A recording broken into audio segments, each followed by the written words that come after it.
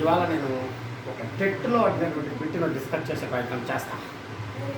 Active voice passive వాయిస్ను active voice నుంచి passive వాయిస్లోకి ఎలా చేంజ్ చేయాలనో చేస్తాం.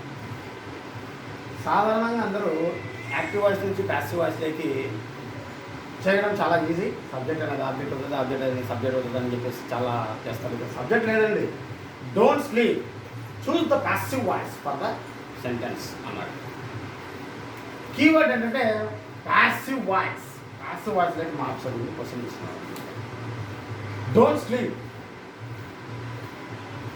4 రకాల సెంటెన్స్ ఉంటాయి.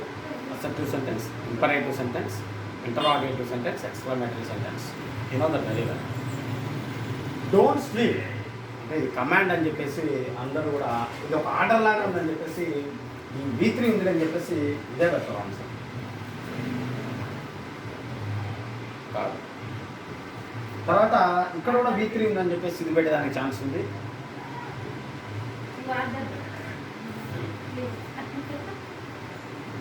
You are instructed not to sleep.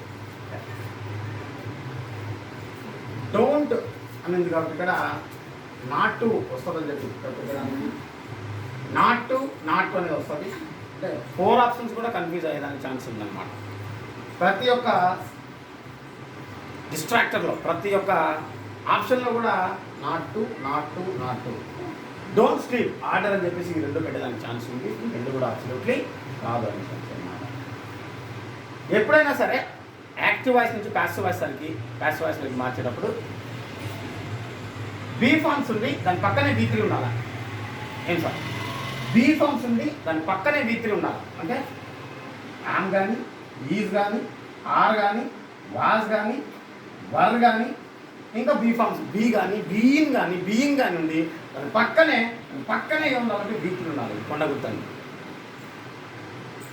Request అయితే కాదండి. డోంట్ స్లీప్ రిక్వెస్ట్ అయితే కాదండి. ఆ రిక్వెస్ట్ అంటే బీ ఫార్మ్ ఉంది, దీని పక్కనే V3 ఉంది, ఇది కూడా కాదు. అంటే ఇక్కడ ఇచ్చినటువంటి క్వశ్చన్ మనము అనాలిసిస్ చేసినట్లయితే ఖచ్చితంగా ఆన్సర్ పడుతుంది. క్వశ్చన్లో ఉండేటువంటి కీవర్డ్ పట్టాలా, ఉండేటువంటి ఆప్షన్స్ అన్నీ చదవాలా, తర్వాత వెళ్ళాలి. డైరెక్ట్ మాకు డోంట్ స్లీప్ అని చెప్పేసి ఆర్డర్ ఉందని చెప్పేసి ఆర్డర్ ఉందని చెప్పేసి ఇది పెట్టడానికి చాలామంది స్కోప్ ఉంది. కాబట్టి క్వశ్చన్ చదవాలా, క్వశ్చన్లో ఉండే కీవర్డ్ చదవాలా, ఆప్షన్ చదవాలా. ఖచ్చితంగా మీరు ప్యాసివ్ వాయిస్లోకి మార్చేటప్పుడు యామ్ కానీ, ఈజ్ కానీ, వాజ్ కానీ, వర్ కానీ ఇవి ఉండాలా. దాని పక్కనే V3 ఉండాలా. బీ ఫార్మ్స్ ఉండాలా, దాని పక్కనే V3 ఉండాలా. అప్పుడు కరెక్ట్ సమాధానం ఏమవుతుంది? కరెక్ట్ ఆప్షన్స్ ఏమవుతుందండి? You are instructed not to sleep. You are instructed not to sleep అని 5 అని చెట్టులో అడిగిన బిట్ అండి. Active voice passive voice question లేకుండా క్వశ్చన్ పేపర్ రానే రావండి. So thanks for watching.